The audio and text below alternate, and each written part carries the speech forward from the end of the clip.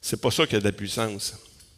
C'est la personne en arrière de ce nom-là qui a de la puissance. C'est pour ça qu'on prie au nom de Jésus dans cette personne-là.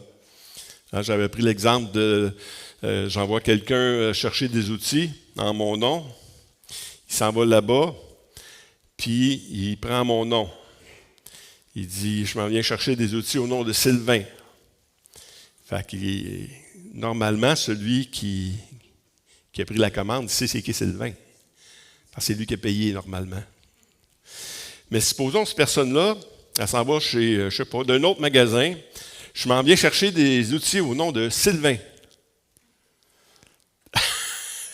Il n'y a pas de commande. Ça n'a pas marché, hein, Jean? J'ai donné le truc la semaine passée, puis ça n'a pas marché. Mais c'est ça. Mais il faut connaître son nom, il faut connaître qu'on a le nom de Christ, le nom de Jésus a une puissance, a des choses à faire. Et puis, aujourd'hui, c'est le Messie, le Christ. On dit Jésus-Christ, mais c'est Jésus, le Christ. Tu sais, ça définit qui est Jésus. Pourquoi on va dans ce côté-là? Aujourd'hui, c'est juste le premier de deux, parce que c'est beaucoup, beaucoup d'informations sur le Christ, sur le Messie, qui il est, pourquoi il fait les choses, ainsi de suite. Parce que c'est le Christ, c'est qu'est-ce qui est le plus controversé dans tout le monde. Il y a Jésus, mais le Christ, qui il est? Qui est le Christ? C'est ce qu'on va voir un peu aujourd'hui pour la première partie. Puis la semaine prochaine, on va y aller avec la grandiose finale. On va voir le premier diapo. Dans Matthieu 16, 13, il dit « Jésus étant arrivé dans le territoire de Césarée, de Philippe demanda à ses disciples, « Qui dit-on que je suis, moi, le Fils de Dieu? » Le Fils de l'homme. C'est vrai parce que c'est quasiment interchangeable. On va le voir tantôt. Le Fils de l'homme. Donc, il pose cette question-là parce que c'est intéressant. Qui on dit que je suis? Et puis, la réponse, selon qui répond, là, Jésus pose la question dans le monde, à part de vous autres. Là, qui dit-on que je suis? Puis là, il continue. Il répondit, les uns disent que tu es Jean-Baptiste. C'est Hérode. Il pensait que c'était Jean-Baptiste parce qu'il l'avait fait tuer, puis là, il voyait quelqu'un faire des miracles. Fait qu'il pensait que c'était Jean-Baptiste. Les autres disent Élie, les autres disent Jérémie, et l'un des prophètes. C'est assez controversé. Il n'y a pas personne qui a la bonne réponse. Fait qu'ils n'ont pas passé l'examen. Mais on va voir aujourd'hui, pour les Juifs, qui était le Messie? Quel est le Christ qu'eux attendaient? Parce qu'ils l'attendaient, puis ils l'attendent encore. Pour les Juifs, le Messie, Meshiach, est en hébreu, est une figure attendue qui restaurera le royaume, la royauté de David, apportera la paix universelle, inaugurera un ère de justice et de rédemption. Il ne s'agit pas d'un être divin, mais un descendant de la lignée, lignée royale de David qui sera oint par Dieu pour accomplir cette mission. Fait eux, ils attendent le Messie, mais ils n'attendent pas Dieu. Ils attendent vraiment un descendant de David. Puis on va voir que ça n'a pas de sens trop, parce qu'on voit dans plusieurs passages que le Messie, son règne n'aura pas de fin. Ça ne peut pas être un homme. Hein? On a tous une fin. Lui, il n'y aura pas de fin. On continue. Comme les pharisiens étaient assemblés, Jésus les interrogea en disant, « Que pensez-vous du Christ? De qui est-il fils? » Ils lui répondirent, « De David. » Hein, ils savaient la réponse, là. Et Jésus leur dit, « Comment donc David, animé par l'Esprit, l'appelle-t-il Seigneur? Lorsqu'il dit, « Le Seigneur a dit à mon Seigneur, assis-toi à ma droite jusqu'à ce que je fasse de tes ennemis ton marchepied. » Si donc David l'appelle Seigneur, comment est-il son fils? parce qu'on vit selon la chair. Puis eux aussi vivaient selon la chair, puis ils pensaient que David, c'était vraiment juste le descendant de David, c'est vrai, il fallait que ce soit un homme. Mais ils ne comprenaient pas que aussi le Christ devait être d'une nature divine. Il fallait que ce soit un Dieu. Parce que le Christ, pour pardonner les péchés, pour qu'on soit pardonné, il fallait qu'il y ait les deux natures. Il fallait qu'il y ait la nature parfaite. Il y a juste un Dieu. C'est juste Dieu qui est parfait. Il fallait qu'il soit sans péché. Il ne fallait pas qu'il y ait le péché originel, le péché d'Adam. Il ne fallait pas qu'il soit né comme ça. Fait qu'il y avait ces deux natures-là, et parce qu'il y avait ces deux natures-là, il a pu nous sauver. Fait que, il y avait quand même des bonnes choses, mais à partir de ce moment-là, c'est marqué qu'ils ont pu oser lui poser des questions. Parce qu'on ne sait pas comment répondre à ça. On continue. Mais l'attente du Messie est un élément central du judaïsme. Dans tous les fêtes, ils attendent le Messie encore.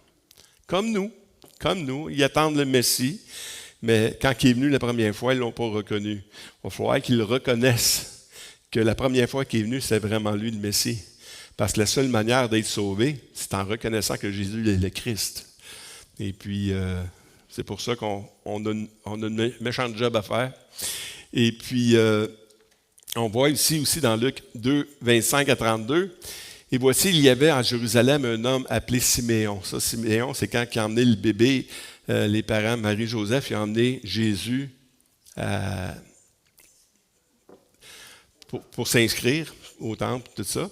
Et puis, il y avait Siméon qui avait été averti qu'il ne mourrait pas avant d'avoir vu le Messie, le Sauveur.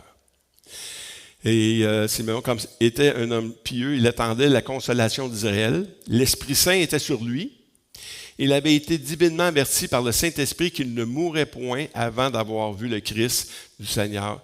Il vint au temple poussé par l'Esprit. Il avait été averti, il savait c'est qui. Et comme les parents apportaient le petit enfant, Jésus, pour accomplir à son égard ce qu'ordonnait la loi, il le reçut dans ses bras, bénit Dieu et dit, « Maintenant, Seigneur, tu laisses ton serviteur s'en aller en paix, selon ta parole, car mes yeux ont vu ton salut. Salut que tu as préparé d'avance devant tous les peuples. Lumière pour éclairer les nations et gloire d'Israël, ton peuple. » C'est quelque chose, hein? Je ne sais pas quel diapo j'ai mis après. Parce que quand on parle de lumière, on parle de qui? On parle de Jésus. Quand on parle de parole, qui est la parole? Jésus. Parce que ce serait le fun, Diane, qu'on puisse faire une étude inductive de 1 Jean. C'est vraiment clair qui est Jésus. Il n'était pas la lumière, en parlant de Jean, mais il parut pour rendre témoignage à la lumière. Cette lumière était la véritable lumière qui, en venant dans le monde, éclaire tout homme.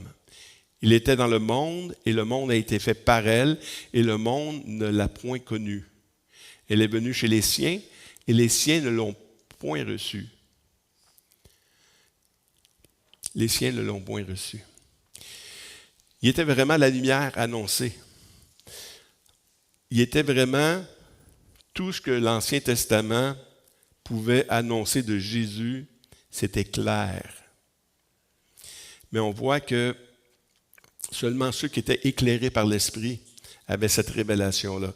Au verset 34, Siméon les bénit et dit à Marie, sa mère, « Voici cet enfant est destiné à mener la chute et le relèvement de plusieurs en Israël, et de devenir un signe qui provoquera la contradiction. »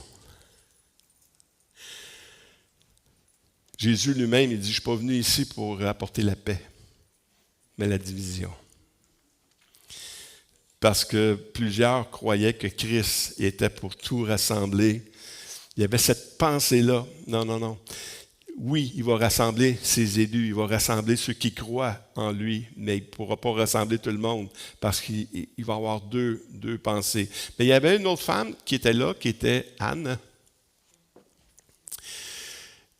Anne était survenue, elle aussi, à cette même heure, elle louait Dieu et elle parlait de Jésus à tous ceux qui attendaient la délivrance de Jérusalem. Parce que le Messie, en fait, pour les Juifs, c'était, il va nous libérer des Romains, il va nous libérer de tous nos oppresseurs, puis c'est là qu'on va être libérés. Et puis quand le Seigneur vient, est-ce qu'ils ont été libérés? Romain, il est encore là. Elle est bien contente qu'on n'ait pas été libérés de Romains. Mais on voit aussi que même ceux qui étaient proches d'eux, de Jésus, ils posaient la question. Puis on voit la prochaine, arriver auprès de Jésus, ils dirent, les disciples de Jean-Baptiste, nous a envoyés vers toi pour dire, es-tu celui qui doit venir ou devons-nous en attendre un autre? Parce que dans la tête de Jean-Baptiste aussi, c'était ça. Il attendait un roi, il attendait un délivreur, un homme puissant qui prendrait les règnes. Puis là, il voit un roi qui donne sa vie. Ça n'a aucun sens dans notre tête. Ils ont vu un roi serviteur. Tu n'as jamais vu ça, un roi serviteur, à part Jésus. Il était confus. Puis, qu'est-ce que Jésus a répondu? Il leur répondit, allez rapporter à Jean ce que vous avez vu et entendu. Les aveugles le voient, les boiteux marchent, les lépreux sont purifiés, les sourds entendent, les morts ressuscitent. La bonne nouvelle est annoncée aux pauvres. Pourquoi il dit ça? Il aurait pu dire tout simplement, ben non, c'est moi. Parce que chacun de nous, on a besoin de croire en la parole. Parce que la parole, c'est elle qui est notre guide. C'est elle qui est la vérité, qui ne change pas. Donc, ce que Jésus est en train de faire ici, il est en train de tourner Jean, va voir ce qui est écrit de moi. Les aveugles voient, les boiteux marchent. On a 2 passages, je pense, qui parlent de ça dans l'Ancienne Alliance. Dans Isaïe 29, 18, 19, en ce jour-là, les sourds entendront les paroles du livre et délivrés de l'obscurité et des ténèbres. Les yeux des aveugles verront. Les malheureux se réjouiront de plus en plus en l'Éternel et les pauvres feront du Saint d'Israël le sujet de leur allégresse. Wow! Parce que la religion, veut pas, souvent, c'est adressé aux riches, la haute. Et les pauvres sont toujours méprisés. Puis Dieu, dans Ésaïe, il dit dans ce jour-là, les pauvres, on va prendre soin des pauvres. Les pauvres, ils ont autant d'importance que les riches. Puis c'est une prophétie. Puis l'autre prophétie qui est semblable, dans Ésaïe 61, 1 et 2, l'Esprit du Seigneur, l'Éternel est sur moi, c'est Jésus, car l'Éternel m'a oint, le Messie, oint, pour porter de bonnes nouvelles aux malheureux. Il m'a envoyé pour guérir ceux qui ont le cœur brisé, pour proclamer aux captifs la liberté et aux prisonniers la délivrance, pour publier une année de grâce de l'Éternel et un jour de vengeance de notre Dieu pour consoler les affligés. Moi, je vois le cœur de Dieu, là. Comment Dieu aime la justice. Comment Dieu prend soin des affligés. Ça, c'est vraiment le cœur de Dieu. Puis Jésus a été oint pour ça. C'est le Messie qui devait venir, c'était ça. C'est ça qui est écrit de lui. Et quand il est venu, malgré tout ce qu'il a fait, malgré tous les miracles, tout le soin qu'il a pris aux gens, les Juifs l'ont rejeté. Wow. Pour les musulmans, parce qu'eux autres aussi font partie de cette chose-là, pour les musulmans, le Messie est Isa, qui est Jésus, fille de Marie. Elle considère comme un prophète envoyé par Dieu et un messager, mais non comme divin. Eux autres aussi, ils attendent un Messie humain. Jésus, il croit en Jésus, il croit que Jésus, c'est le fils de Marie, mais il ne croit pas qu'il est divin. En l'islam, Jésus est un prophète majeur. Il croit en Jésus. Il croit que Jésus est un prophète majeur. Et un messager de Dieu, l'un des 5 plus grands prophètes appelés, je ne sais pas quoi,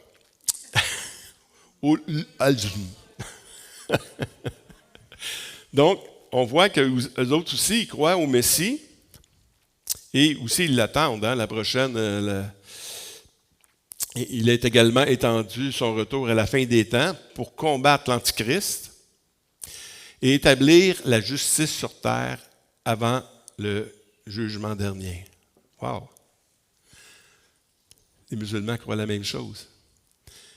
Mais eux autres aussi ont refusé de croire la première. J'avais 2, je ne sais pas si je les ai mis, non. Juste revenir avant. Il y avait deux passages dans le Coran que je voulais lire mon Coran. Que je voulais vous lire ça parce que on voit pour les musulmans, c'est quoi le Christ? Mais ils refusent de croire qu'il est Dieu et ils refusent de croire qu'il a été crucifié aussi. De refuser de croire, je vais juste vous le réciter, ce passage-là. Il dit tout simplement que vous, les gens du livre, n'exagérez pas la mort du Christ en disant qu'on l'a crucifié. Parce que ce n'est pas vrai, vous ne l'avez pas crucifié. Et ainsi de suite. Parce que la crucifixion, elle a une importance dans le salut. Donc, ils ne veulent pas ça.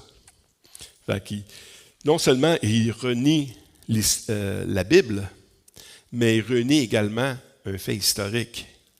Parce qu'il n'y a personne qui ignore qu'il y a un Christ, il y a un Jésus qui a été crucifié. Plein de preuves, et ainsi de suite. Donc, ils renient ça, et ainsi de suite. Mais il y a quand même une compréhension du Messie, du Christ, et puis ils croient que c'est Jésus. Oui.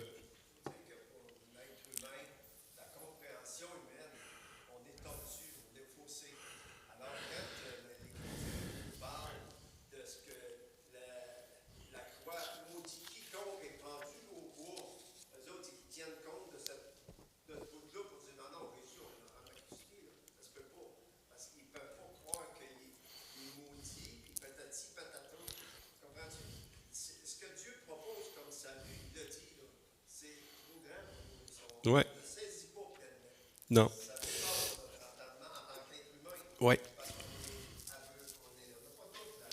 On n'a pas toute on ne peut pas connaître ça si Dieu ne nous le révèle pas. C'est ça qu'on va voir tantôt. Puis pour ceux qui sont sur l'Internet, c'était la sonate 4, verset 157 et le verset 171 pour les références. Donc, pour les chrétiens maintenant, c'est ça qui nous intéresse le plus. Pour les chrétiens maintenant. Pour les chrétiens, le Messie est aussi appelé Christ. Il est Jésus de Nazareth. Et ils croient que Jésus est le Fils de Dieu et le Sauveur envoyé pour racheter l'humanité. Le terme Christ vient du mot grec Christos, qui est la traduction du mot hébreu Messie, signifiant oint, tout simplement, ou celui qui a reçu l'onction du Seigneur. C'est ça le Christ. Pour nous, il est Dieu, il est de toute éternité. Quand on lit la parole de Dieu, je pourrais vous citer tout le Nouveau Testament quasiment, mais allez voir Jean 1. Jean 1 qui démontre clairement que Jésus, la parole était Dieu et la parole était avec Dieu. Et tout est fait par lui, par Jésus. Hey, c'est toute une révélation, ça, là. Comment un homme, Jésus, pouvait être là au début s'il n'est pas Dieu. Il fallait qu'il soit Dieu carrément. Donc, on va peut-être voir un peu. La plupart des chrétiens, on dit bien la plupart des chrétiens attendent le retour de Christ à la fin des temps pour juger les vivants et les morts. La plupart. Parce que les chrétiens, c'est un nom quasiment commun. un nom que tous ceux qui disent que Jésus existe, c'est des chrétiens. Fait que ce n'est pas nécessairement des chrétiens évangéliques. Je ne connais pas un groupement de chrétiens évangéliques qui n'attend pas le retour de Christ. Là. Continue. Mais Jésus continue dans Matthieu 16, 15. Mais maintenant qu'on a su qu'est-ce que le monde dit, maintenant vous, qui dites-vous que je suis? Qui dites-vous que je suis? Wow! Et sur la réponse de Pierre, répondit, tu es le Christ, le Fils du Dieu vivant.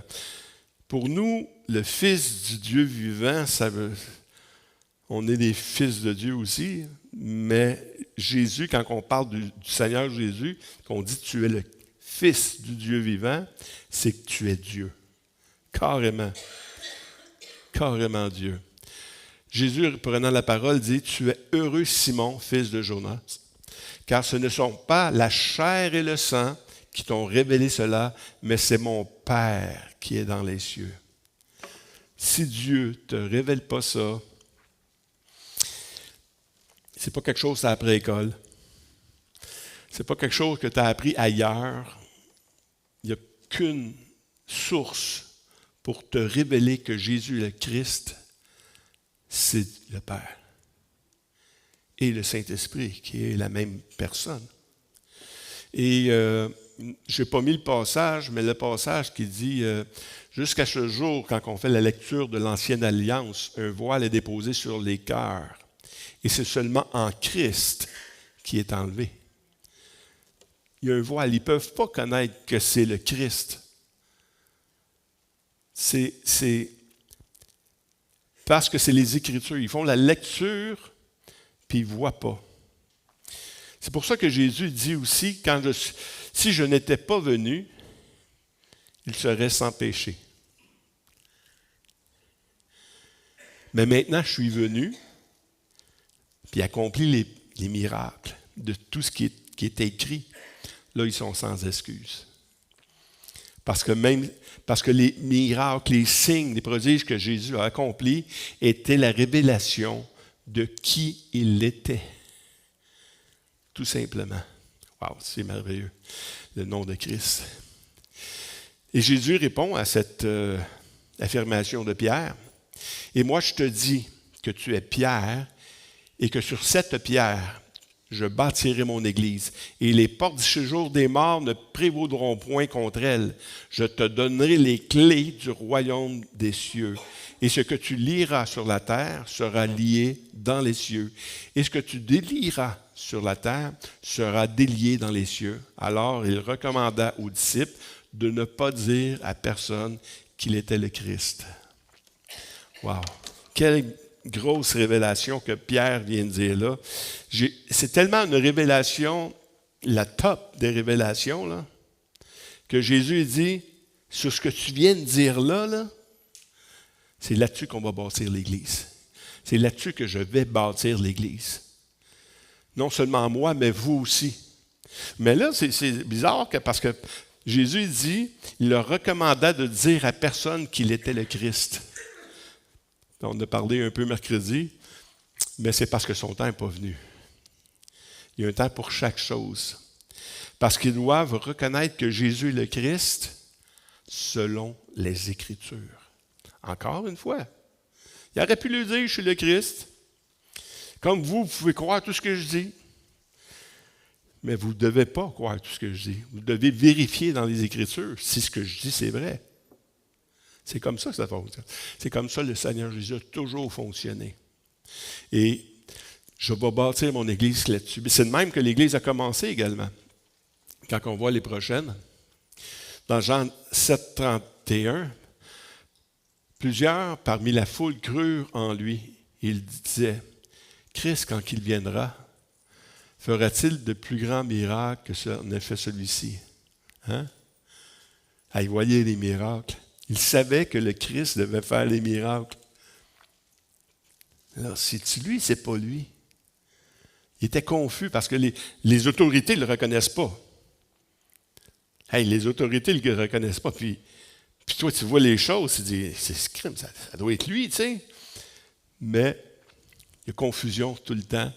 Et puis, après ça, on commence à bâtir sur le fait que Jésus est le Christ. Puis on commence dans Acte 2, 34-36, « Car David n'est point monté au ciel, mais il dit de lui-même, « Le Seigneur a dit à mon Seigneur, assis-toi à ma droite jusqu'à ce que je fasse de tes ennemis ton marchepied, et que toute la maison d'Israël sache donc avec certitude que Dieu a fait Seigneur et Christ, ce Jésus que vous avez crucifié. » C'est là qu'il commence à bâtir l'Église.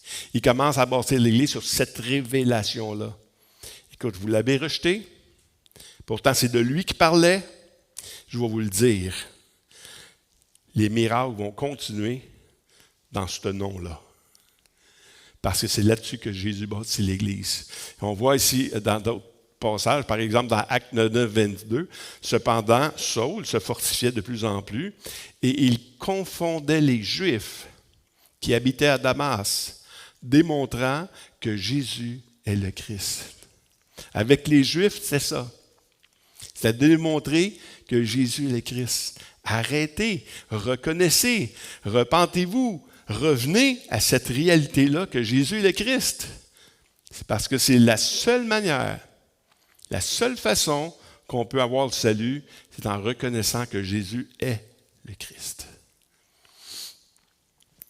Dans 1 Corinthiens 1, 23, nous prêchons Christ crucifié. Scandale pour les Juifs, une folie pour les païens. On prêche Christ. Ah, oui, Gaétane.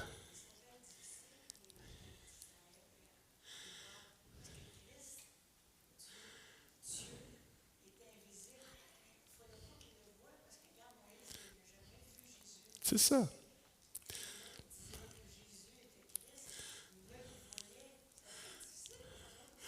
C'est difficile de comprendre, c'est un mystère.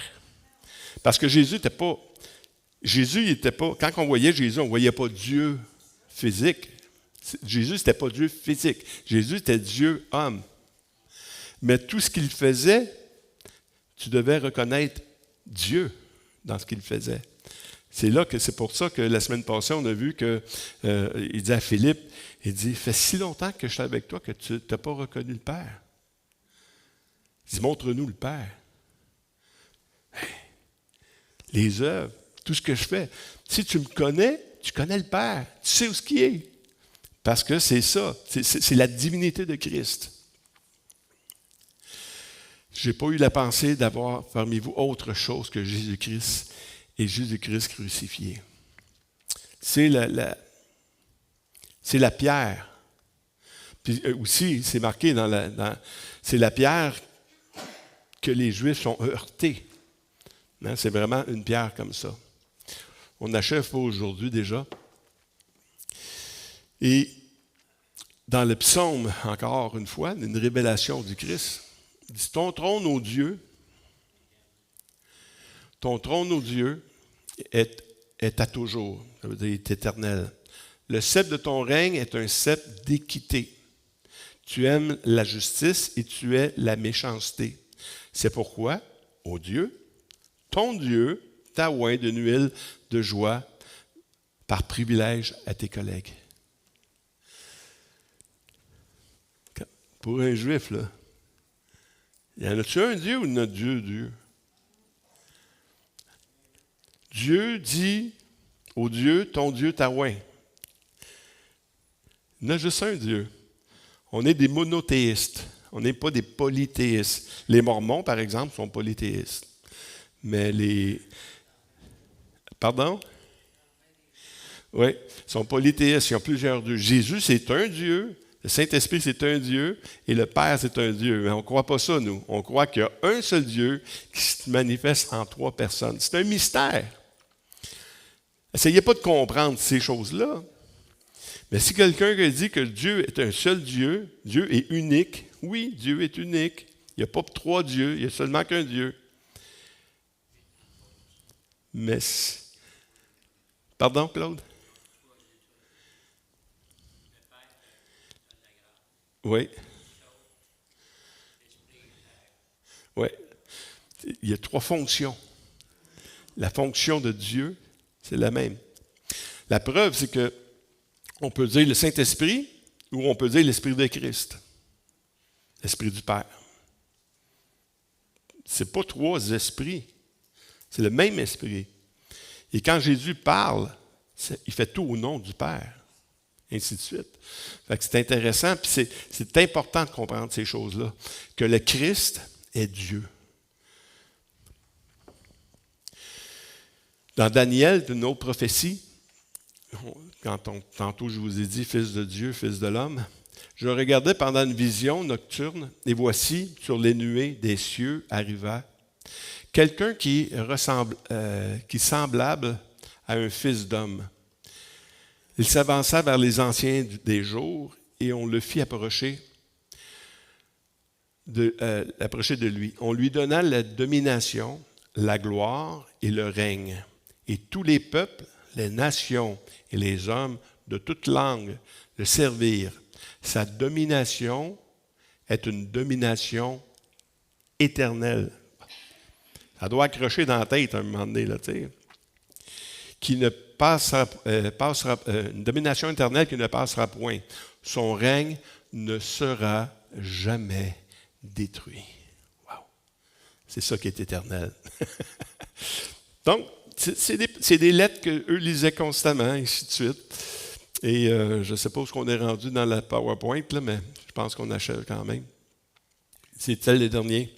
Fait qu'on on va terminer là-dessus aujourd'hui, parce que je ne veux pas aller trop loin. Et je voulais juste mettre la table, parce que l'autre prédication sur le Christ, c'est comme on va se poser la question, qui est le Christ? Qui est le Christ? Puis en le chantant, on va, Stéphane, si tu peux t'avancer, en le chantant, on ressent qui est le Christ. Parce que quand on parle des noms de Jésus, on voit vraiment que c'est... il y a plusieurs noms. Puis les noms de Christ, contrairement à nos noms à nous autres, hein, si tu t'appelles Albert Boucher, ça ne veut pas dire que tu es un boucher. Hein? Mais pour le Seigneur, tous les noms représentent réellement qui il est. Puis il est l'alpha, l'oméga, le roi des rois, et ainsi de suite. Donc on va terminer avec ce chant-là.